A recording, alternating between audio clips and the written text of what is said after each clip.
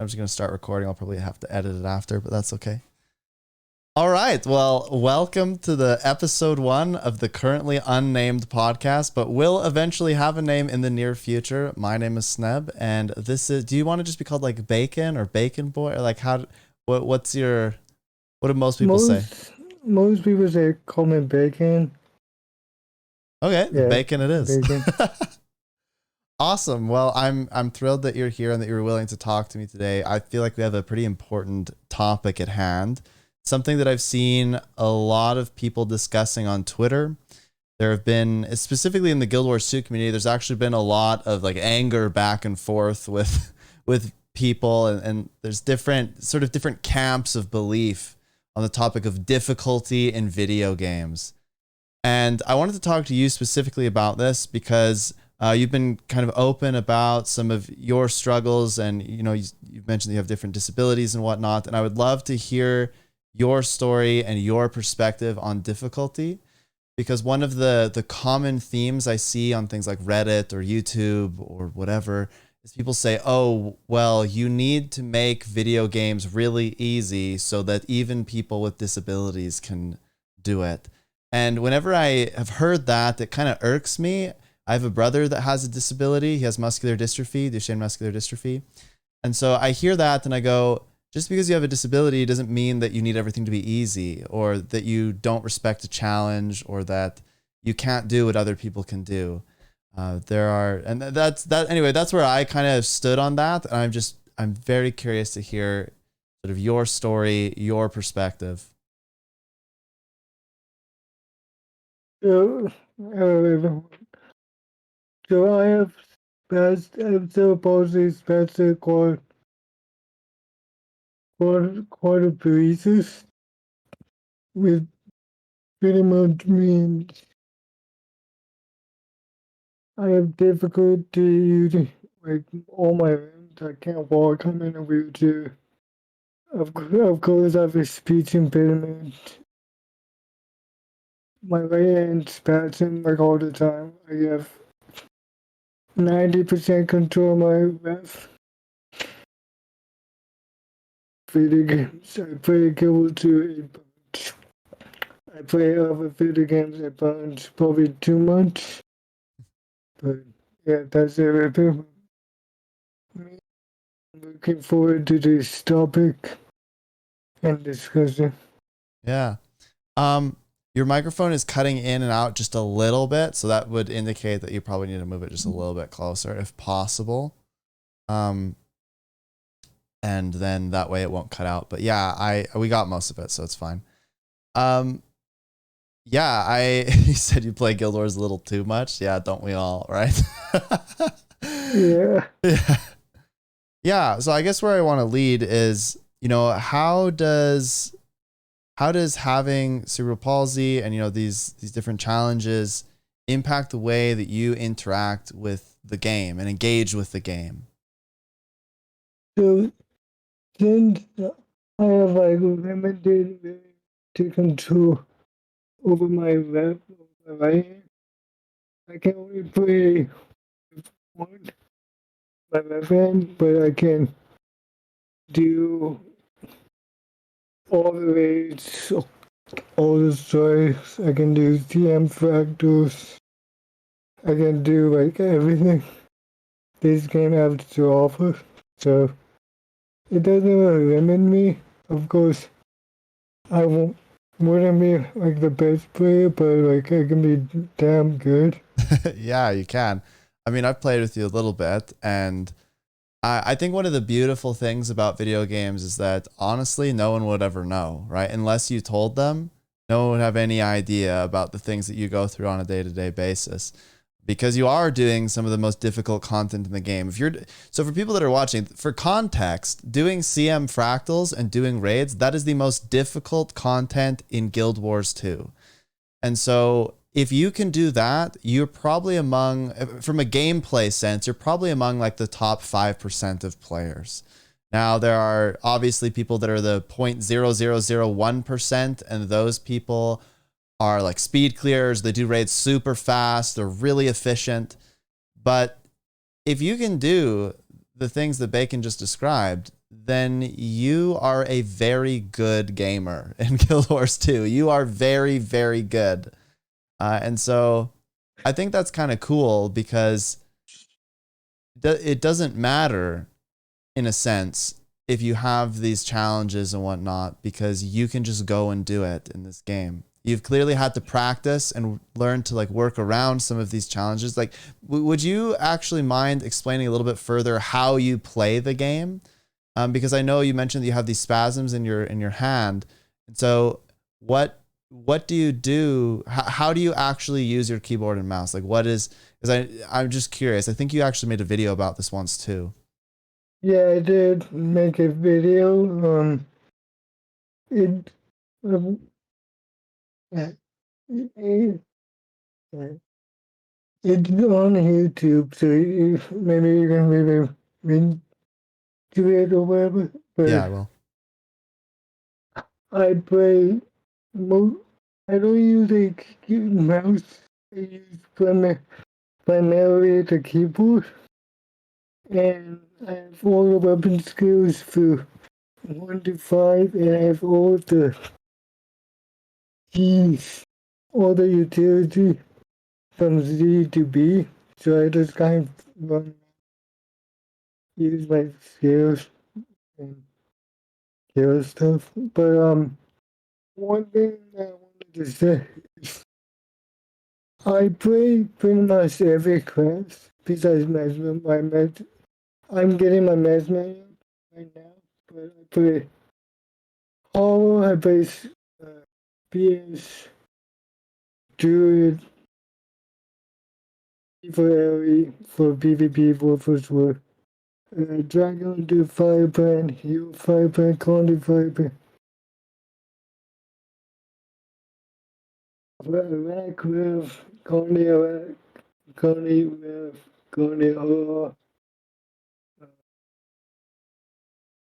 what else do I play? basically all of it. You play all the things. Yeah, Power Daredevil. Yeah, I play seriously every role. I pretty much have. I'm looking forward to making a Mesmer and figuring that out. Yeah, Chrono's really hard. I would. You'll probably be better at Chrono than I am. I'm not very good. I'm most curious when you see people online say things like what I suggested earlier.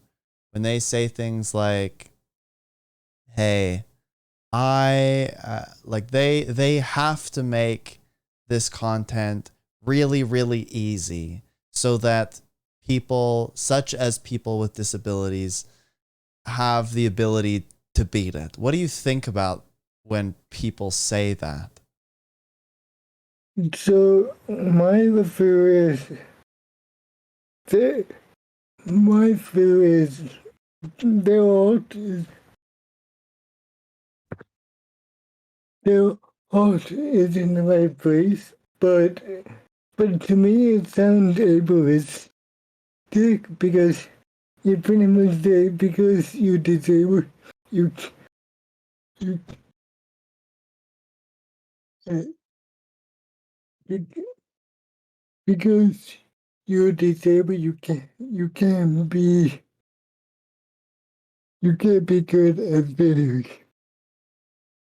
So to me that's a little bit ableistic, but the heart is in the right place, so it's kind of weird. Yeah, it's kind of how I feel too. I mean, I described it when I hear that, it kind of bothers me because you're right. In some ways, maybe it's a little bit ableist. They're saying, hey, you can't do this if you have a disability. And I think you and I spoke once and you said, hey, like I've got these challenges. I'm wondering if I could do raids. And I said, hey, I'm not going to tell you what you can do because you know your personal challenges better than I do. So I'm not going to tell you what you can and can't do. We'll just go and see. But at the same time, I do think people, I don't And think it comes from then a place of like anger or like bitter. I think that they're legitimately trying to say, hey, like, we want to include these people. But at the same time, they don't understand that the way in which they say that or how they say that really impacts the connotation. So, yeah. And then I was top DPS in your raid. Yeah, there you go. Boom. Push. Throw down. Snev exposed. It's true though. There's so many times in which I know for me, like my brother, people would be like, oh, like they, you go to the mall or something, and rather than talking to my brother, they talk to my mom, or they talk to me, or they talk to somebody else. And I've always found that to be just a little odd, right? And Yeah. so, yeah, go ahead. Yeah, then that happens to me sometimes. But, dude, wait, let me try to come up. So,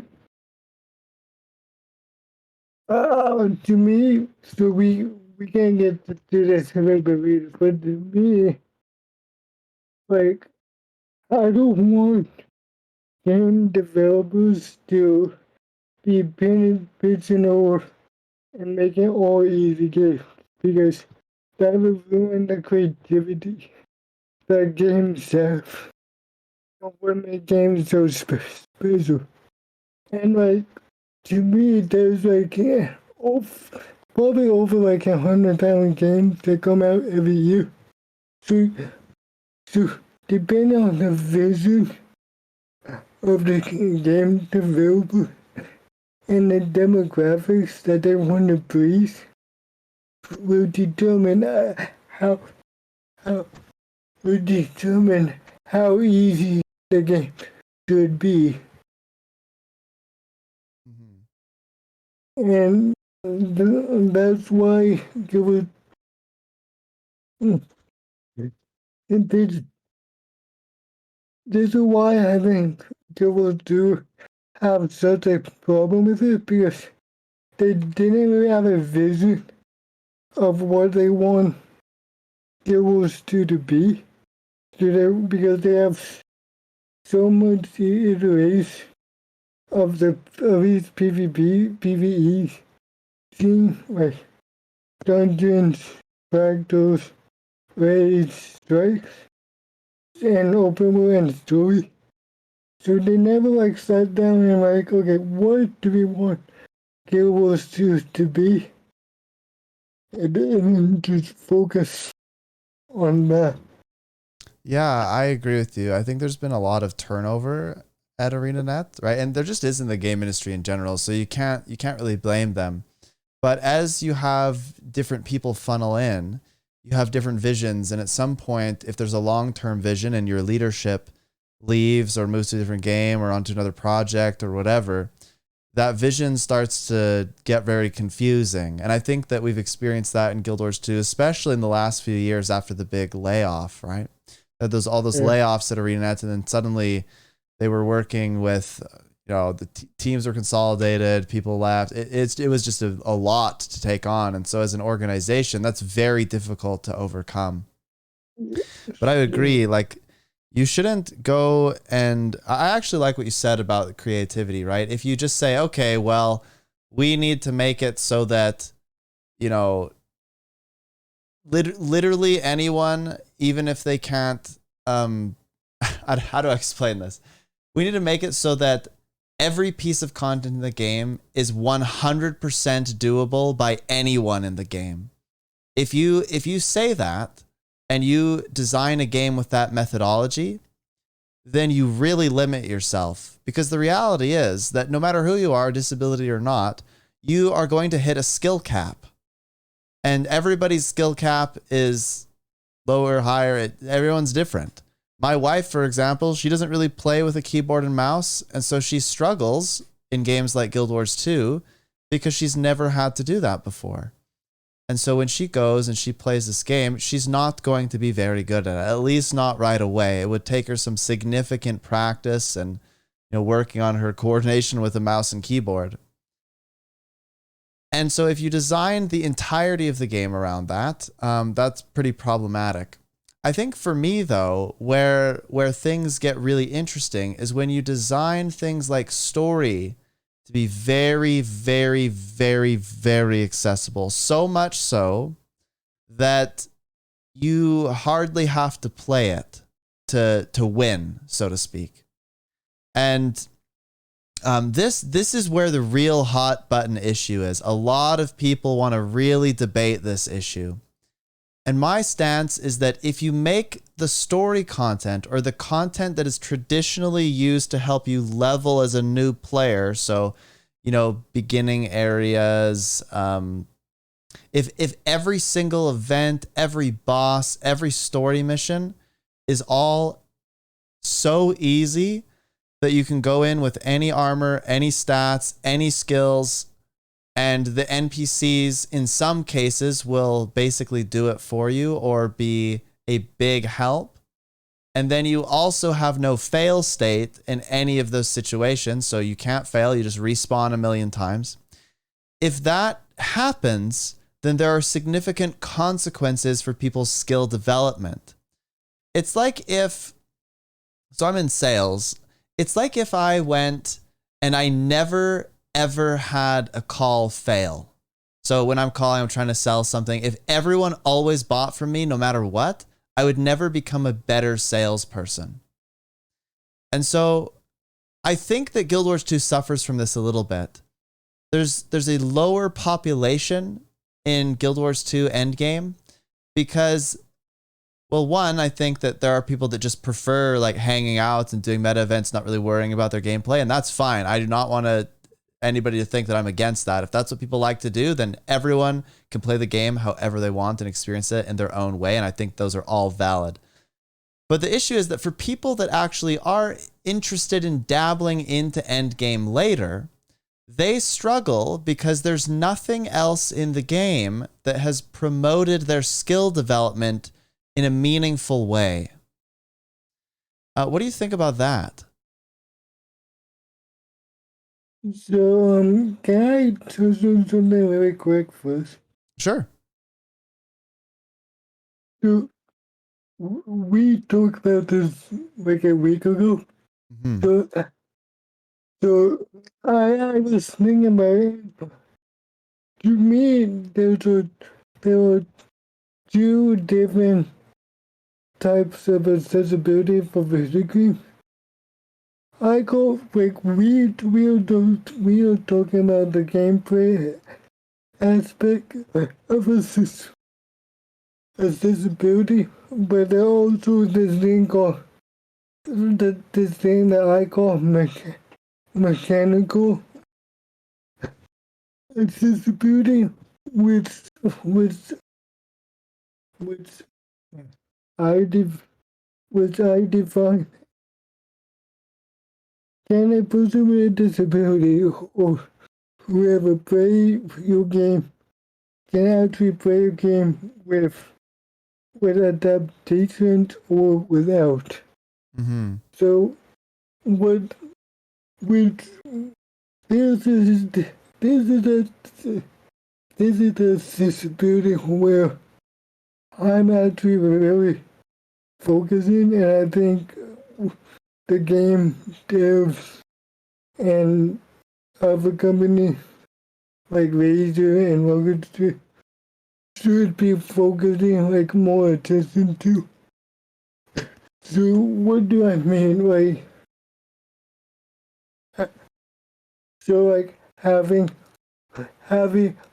hotkeys for every game, so people with disability can switch the keys. Maybe making shooter games on the computer be controller adaptive. I know Amos is a problem, but that's one example. Maybe for people with seizures,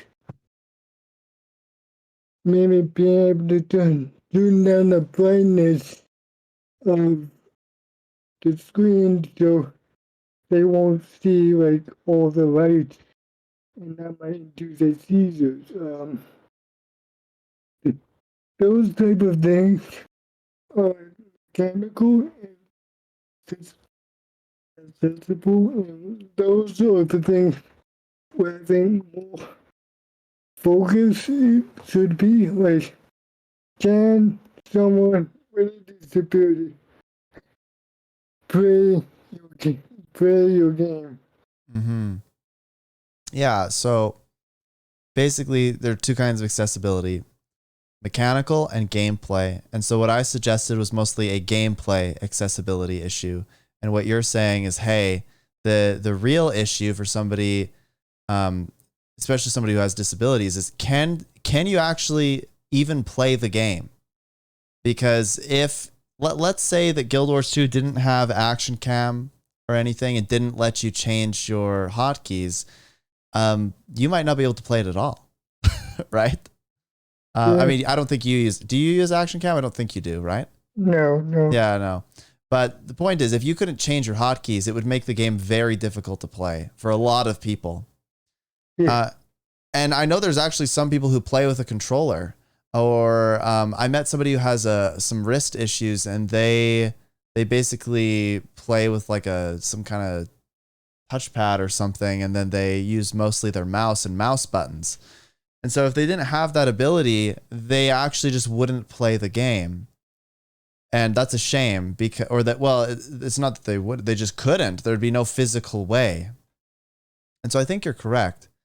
But if we're looking at both mechanical and gameplay accessibility, I think that people conflate those two ideas then, right? So they'll go and say, "Oh, you need to make this accessible so that even people with disabilities can play it." And that's literally what I see people say. But what they should be saying is, we need to make it so that the features, the UI, the mechanics of the game are possible for people with various disabilities and whatnot to play or to gain access to. We need them to be alterable so that people with disabilities can seize that and play the game in the means that they know how or that they can. I think I've seen videos of a gamer who basically like plays with their chin or like their face. Have you seen that?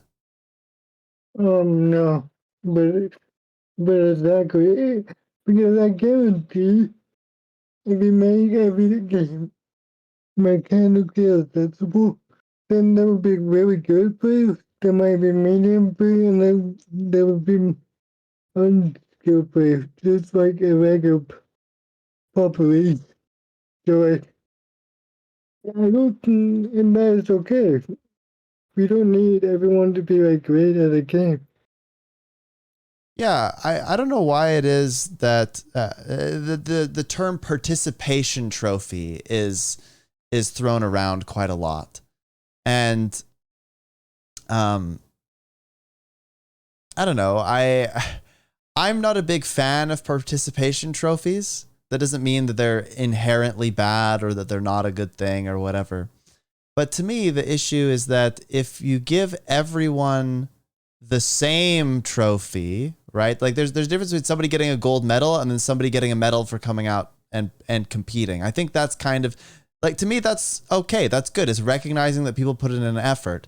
And the way that you can sort of demonstrate that this is a thing in games is Guild Wars 2, when you go and you do an event or some kind of quest or whatever, when you go and do this, everyone gets the same reward, no matter how much you contributed or didn't contribute.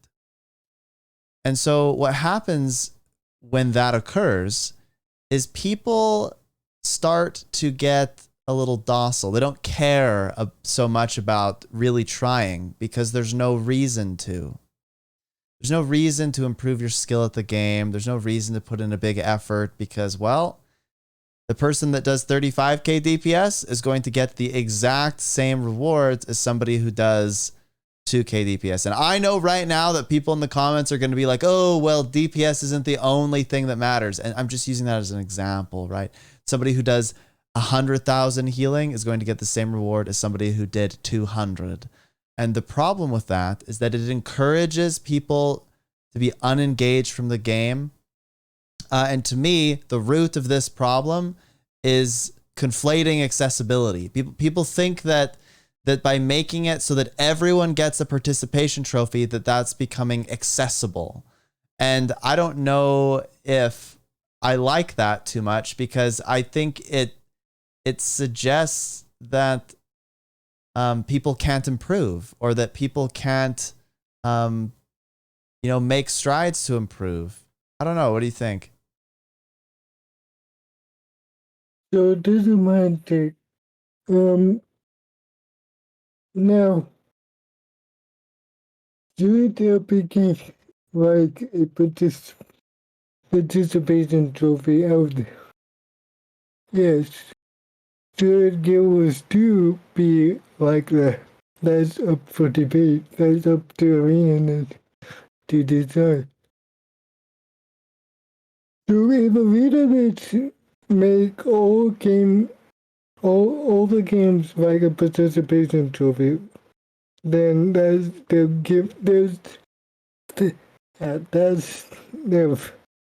That's the right to make it like that. Now we can debate whether they should not or should. I'd rather they not, because I actually like to compete. I like big numbers. I like to do well. I think we're all addicted to the big numbers.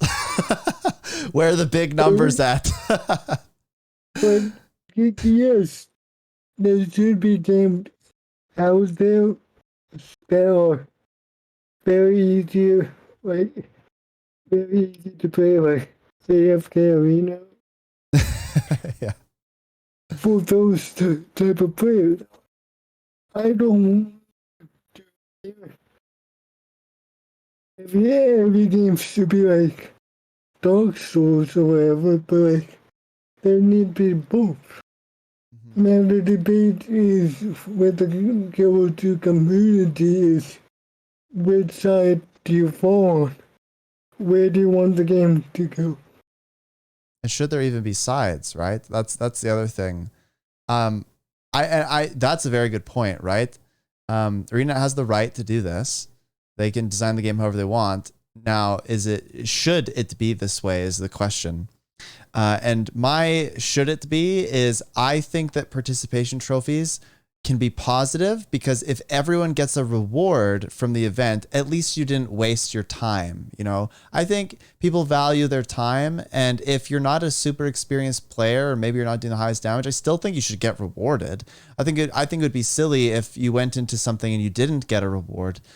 But the issue is that if everyone gets the same reward, then there's no reason for anyone to ever think, oh, well, this guy over here, why did he get, a little bit of extra gold? Or why did he get like a little medal, or like a little shout out in the map or something? Like, why did this happen? I think if you prompt people to understand that there are players that are better than them in the game, that they'll want to get better themselves.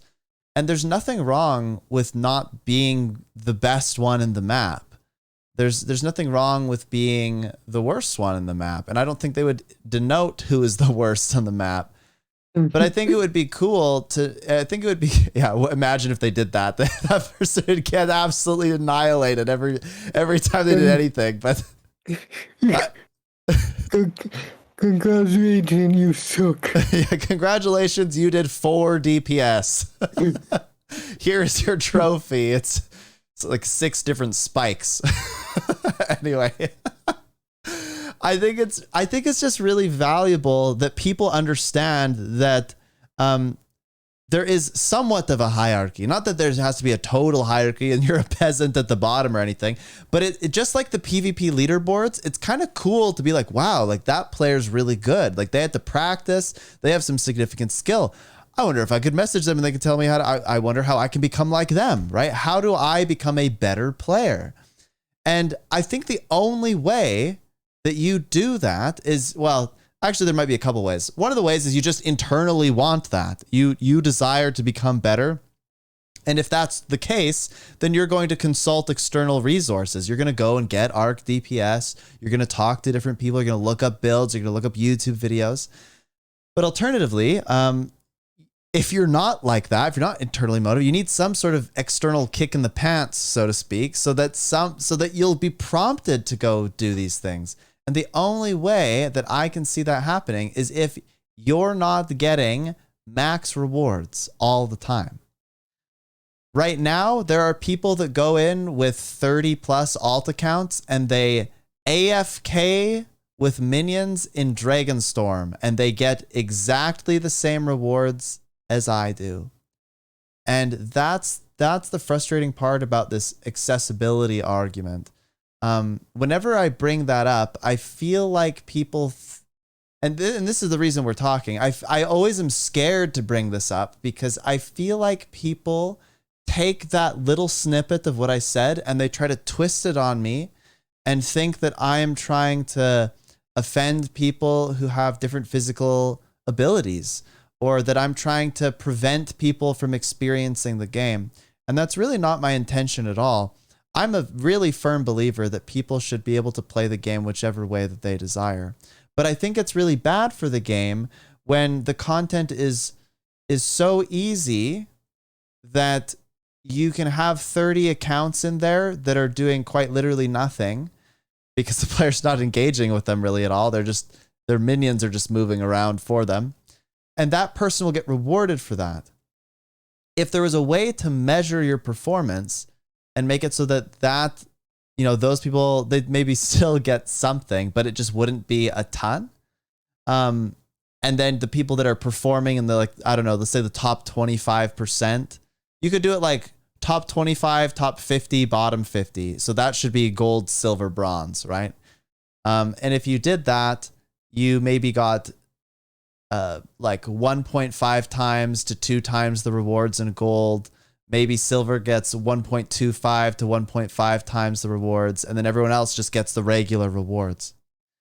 We're talking about such a minuscule difference, but what it does is it promotes people getting better at the game and wanting to engage with the content in at least a somewhat skillful way, without saying that you have to engage with the content in that way. What do you think about that? You know what I was thinking about fractals. Yeah. There's what you pretty much doing is what is how fractals work now. Mm-hmm. Because you get paid till 1 and you get some reward, then you go to till 2 and you get more reward. Then you go to till 3, you get even more reward. Then you go to till 4, you get the most ever reward. Then you go to CM factors and you get the most reward. Mm-hmm. And the funny part is that people really only play tier 4s now. Like, I'd say 90% of people only play tier 4s. And so it's actually in some ways more difficult to start and try to do tier 2s and 3s. I think the fundamental difference though with fractals is that fractals, it is already expected that there's going to be some kind of incline because it's end game content. But if you think about this, like the jump from something like open world to something like tier 3, tier 4 fractals is quite high. And so, I mean, the argument is that people, they can go tier 1, tier 2, but I don't think many people do. And this could be my bias. I'll acknowledge my bias here.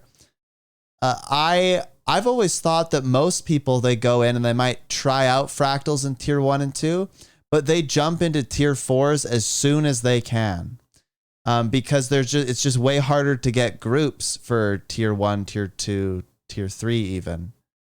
Unless it's like those challenges or whatever. So I came back to this game a year ago. So I took a 4-year break and I came back a year ago and I started a new account. So when I started my new account, I literally started from tier 1 and went up to tier 4. So I did it the wrong way, but like you can get a group pretty pretty easy if you LFG, but there's that. So, Yeah. I feel like I would love real stats on this. It feels like a majority of the Guild Wars 2 player base, they just enjoy doing metas and doing the story and doing all those sorts of things, but they don't really engage with the game in like the higher end content. And there's nothing wrong with that, to be very clear. There's nothing wrong with that. But part of me wonders if the reason that they don't is because they're just really scared of attempting that content because it's so much more difficult. And so if we were to do something that promoted people, or that promoted the idea of getting better at the game, or analyzing your build, or looking at your skills, or looking at how much damage you're doing, if we did anything like that, just gently, like you don't ever want to gatekeep people out of open world. That wouldn't make any sense. But I think that if there was something that helped encourage people to want to get better at the game, or to learn some of the more fundamental things about the game, that content, that endgame content, would be much better. Yeah. so it's you. I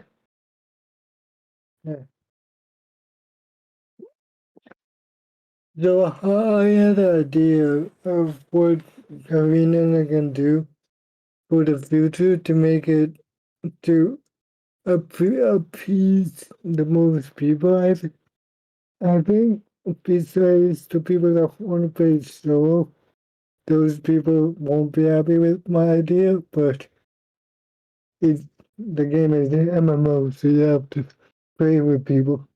Yeah. So this is what I would suggest do. So keep open world and keep most of the stories in the open world. But then maybe every map, maybe every 2 maps, have a story mode public and central. So I would say on difficulty scale, probably tier 2. Like not super hard, but still more difficult than the open world. And it would be a 5-man instant story mode.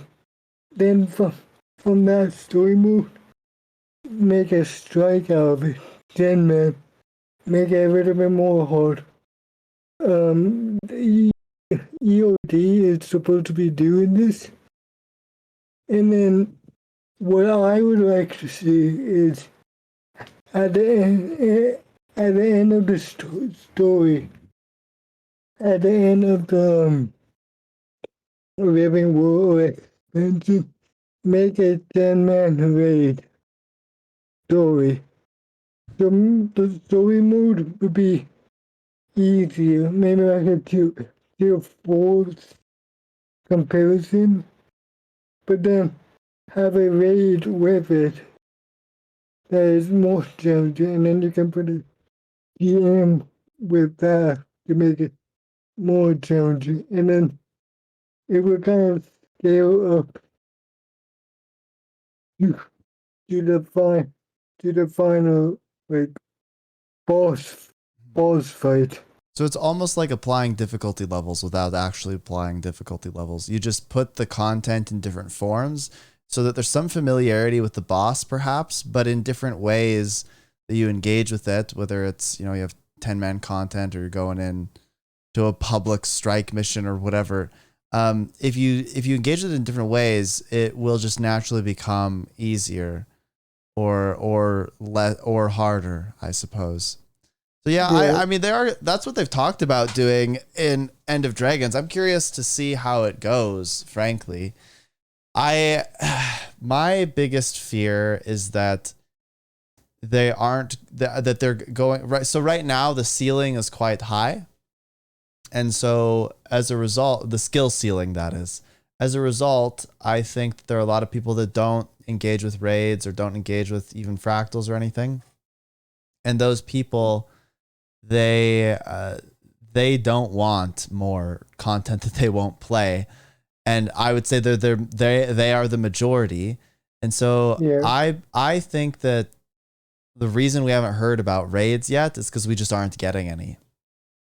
And you can't blame them, because why would you put raids in if no one's going to play them, right? If your target demographic won't play. So this is where I think guilds should be like a higher focus for guilds to. Guilds would maybe help people play raids like fractals because then it would be like a guild like system, and they can play with people they like, and then they will know they won't get toxicity. But like, how do you make like a guild like, for that? You know? Yeah, I mean I have a good I have a good example of ways in which they might be able to help promote those sorts of community resources.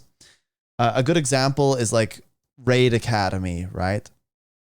So everyone this is how the cycle goes. Somebody's like, I want to learn how to raid. They go to the LFG, they see only people selling raids. They go, huh, how do I join a group? Then they finally find a group that's like looking for somebody. They join, but they don't have any kill proof. They don't have anything to prove that they've done the boss before, practiced the mechanics or whatever. So they get kicked. So now they've gone, okay, I can't find a group. And when I do find a group, the group won't let me play. So they are toxic, right? So, so then they go and they think, okay, well, I'm just going to ask around. So they'll ask in map chat and be like, is anybody going to train me? And then people just say, well, go to Raid Academy. And Raid Academy, of course, is a Discord server wherein people can access training. There's trainers there, different groups and whatnot, and they're quite good. But the issue is that it's not something that's actually supported in any way by ArenaNet or by Guild Wars 2. At least not that I know of. Maybe it is and I just don't know. But it's not like they are, Arena partners or anything like that. I also don't think there's, and I could be wrong about this too, I don't think that there's an official Guild Wars 2 Discord server ran by the developers. Like, imagine if instead of the LFG, the Arena invested their marketing and their sort of PR people into creating a Discord wherein the devs can mod it and they can control the content there. But imagine if they had that, a public community Discord that you could divide NAEU and you could go and get groups there. Imagine if they had something that was supported by the game. Because currently, Raid Academy, Crossroads Inn, all of those things are not supported by the game. And so you will only find them if you go looking for them. And that's a big deal because the people that, want to get into this endgame content, they are trying. And I mean, I train people all the time. They want to get into the content, but they don't know where to go. And when these things aren't officially supported, it doesn't hold the same weight, I guess. So like I said a year ago, I was in the newest play. Like I played a wallet 4 years ago. But then when I came back, I worked for a guild. They did retrain. So I joined the retrain and then I got into it. So like more, I'm not saying only all these big discords. What I'm saying is just guilds, just random guilds out there. Making random guilds. Maybe have a raid trainer per guild, but how do you monitor that? But like that's how you can get paid. People do raid just by promoting openly. So if you have like five slots, maybe have 4 slots for you, and then have 1 slot where you play where you join a random guild and do raid training for them. So because that's what I kind of did. Was like I met these people in raids. They they were great. They were funny but they were not that good. So I was like, okay, I'm join your guild. And then whenever I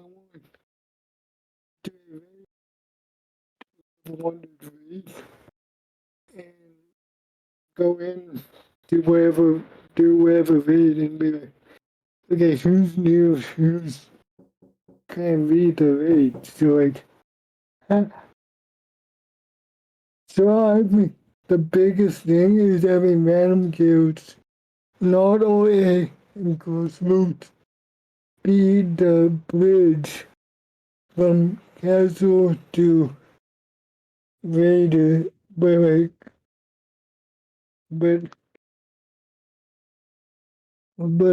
maybe I'm not really sure how we can make promote that as much. But You're talking about promoting social interaction, basically, right? You're trying to get people to join a guild, or trying to just get them to mingle so that they can learn. Is that correct? yeah, and promoting guilds out there, not or no, also not grassroots to do training. Mm-hmm. Maybe that means to train one of the guild leaders raid so they can go out and train their guild. Mm-hmm. Yeah, I've actually seen there's some guilds out there where they have basically like generous donators that will pay trainers to take a group of 9 through a bunch of content, and like help create statics basically. But currently, as it stands, there's really no. Oh, looks like we're gonna have a visitor. Oh, hi. You can't probably, yeah, you can't see her, but daughter's just hanging out. 1 second. Hello. I'm doing a podcast, little miss. Podcast, and you're. Do you need a hat?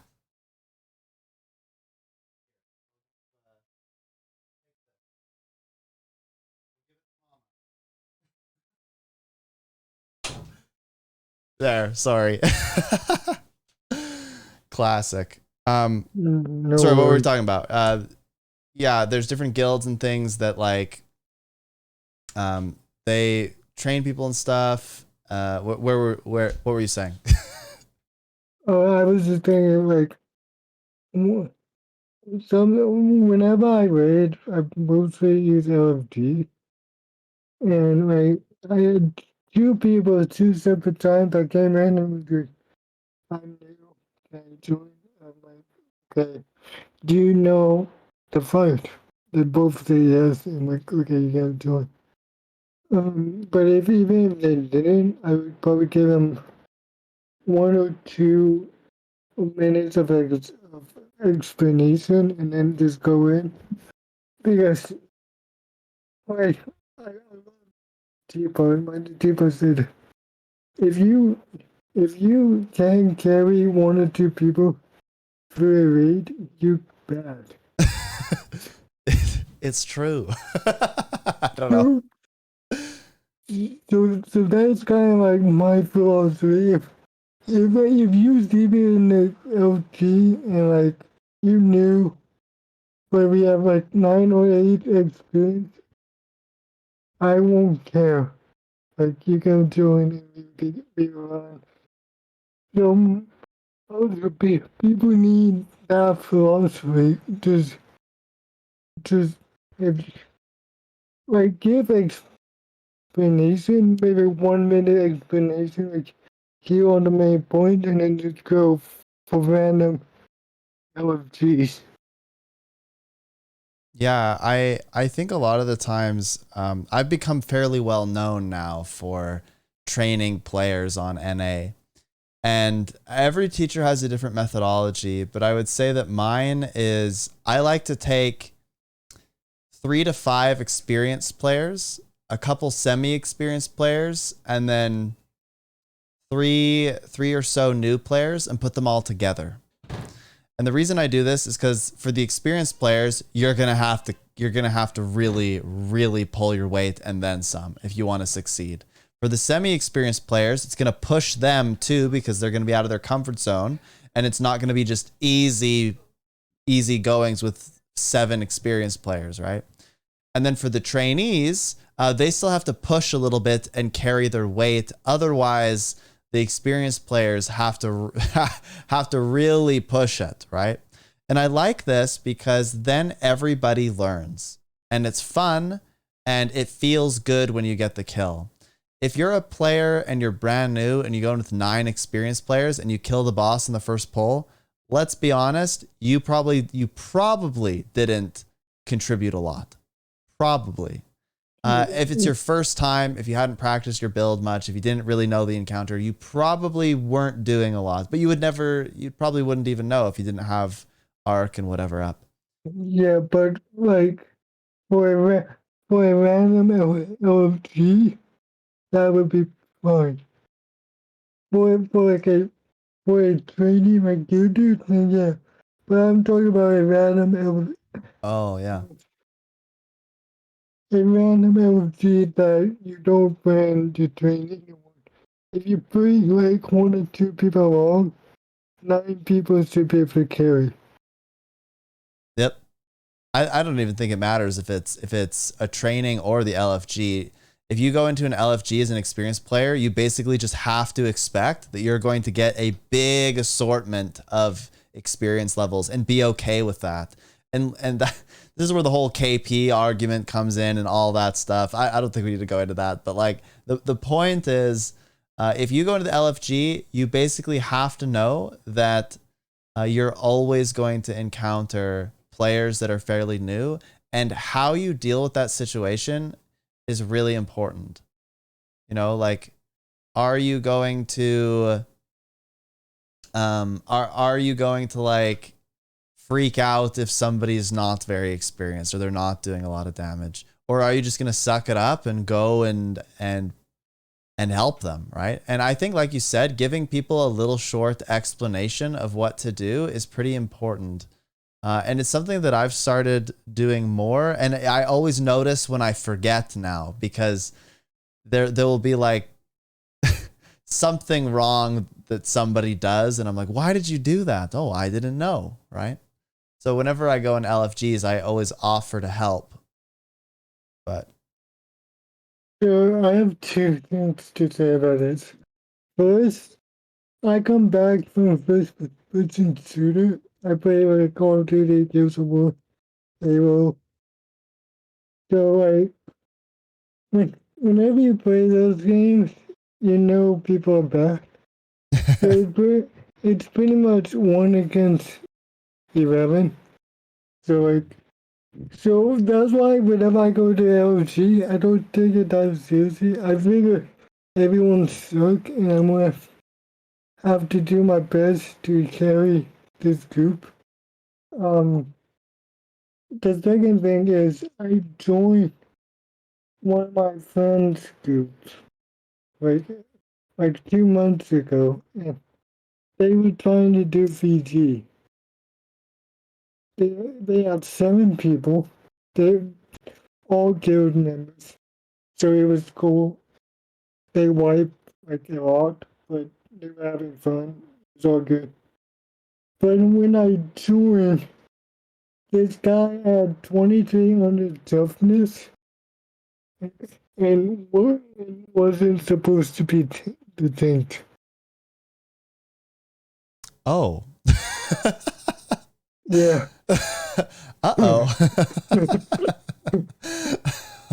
So it it was very interesting. I told my friend like, hey, I have 30 minutes to try this, and then I'm gonna go off and do PvP or whatever. But it was fun.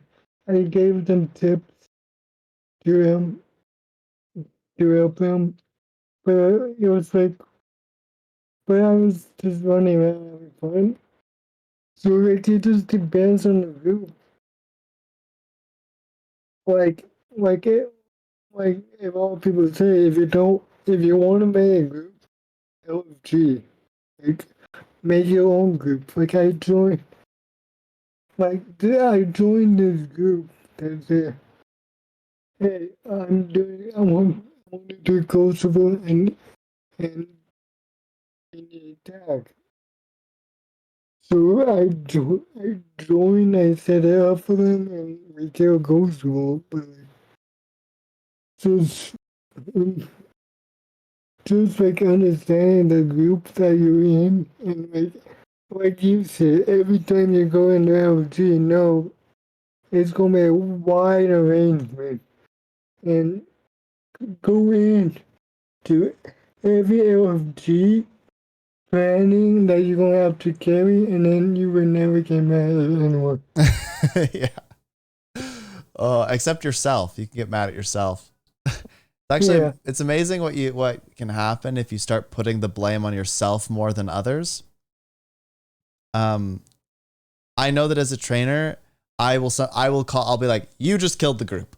Because like if they stand on agony, or if they have agony on Karen, which is this, for those that don't know, it's this mechanic where you have a red ring around you, and if you have allies in the red ring, it like detracts 10% of their HP like every second. So if I'm like agony off group, and then it slowly builds like, please get off the group. And then if everybody dies, I'm like, you're the reason that we all died because you wouldn't move, right? But most of the time, I throw it back on myself and I go, okay, how could I have communicated better for them to know that they needed to leave? How could I have taught them better? How could I have adapted better? Could I have gotten everyone else to move instead?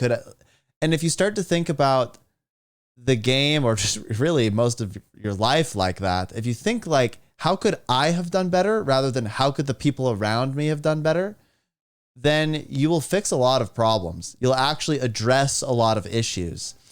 And I've just seen a lot of great success from that. And it also makes for just a more pleasant experience with your teammates. If you're blaming your teammates all the time, they're going to start to get pretty pissed off. Anyway, we are coming up at the hour mark, so I kind of want to start making some kind of closing remarks and whatnot. I just want to return.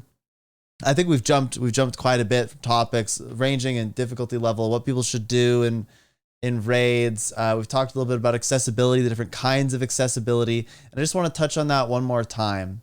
I think it's such an interesting topic to me. The idea that there's mechanical accessibility and the idea that there's gameplay accessibility.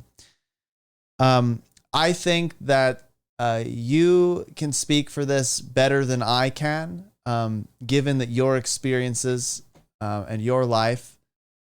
Do you feel like people overblow or just blow it out of proportions? The idea that the game needs to be more gameplay accessible. so I believe it, it's okay to be bad and not be good at it. So like it just so I believe if you give everyone the mechanical accessibility that they need, they they can be good, and it's it's up to them to decide if they want to be good or not. Because I believe everyone can be good. Because like so this is kind of, so it's kind of hard for me because like so I play in one hand and, like I play with every gamer. So I'm kind of like, okay, if I could do this, then like anyone should be able to do at least my skill level, maybe even more. But like the different skill level, the people have jobs, people are busy with life. So it doesn't, so it's, people are busy with life. So like, so it's really determined. So this is why, yeah, this is why I say, you will choose to give you the tools to play the game, but it's up to you to decide on what skill level you want to play at. Yeah, and you know what you said that really resonates with me? It's okay to not be good at the game. And I actually think, and this is maybe a big assumption. I'm going to really throw this out there, but I actually think that the more skilled players probably don't care that much if people are bad at the game, so long as it doesn't really affect them, or people lie about their experience level and get into raid groups or whatever. I think people are, and I just think generally people are okay. Like nobody's gonna be mad at you. Nobody looks down at you for being bad at a game, unless they're a real jerk, I guess. I think it's actually ourselves and our ego that really affects how we, enjoy the game. And perhaps that's why a lot of games nowadays are moving towards more gameplay accessibility, making the game slightly easier for people to get into and whatnot. Except for games like Dark Souls. I think this happens because of ego. I think people aren't okay with being bad at the game. And so you saying it's okay to be bad at the game. It absolutely is. It's okay. Look, I'm very bad at PvP, right? I've played like 6,000 matches of PvP. I'm still not very good. And I've just had to accept that I enjoy playing the game, even if I'm not the best player. And it's okay to enjoy something and not be the best. It's okay to go and fail a little bit until you succeed. It's okay to fail. It's okay to fall on your face and make mistakes. That's what life's about. It's okay. It's okay. It's okay. My favorite line is you. My favorite line around this is you have to suck to not suck. You have to suck to what? To not suck. You have to suck to not suck. Yeah, there you go. Exactly. You have to be bad at the game in order to get better at the game. Yeah. But that's where a lot of this conversation has been revolving around though. It's like in the game though, you're never bad. If you think about it, because you always complete the story missions. Like you can't really fail them. You can die and then you just respawn until you win.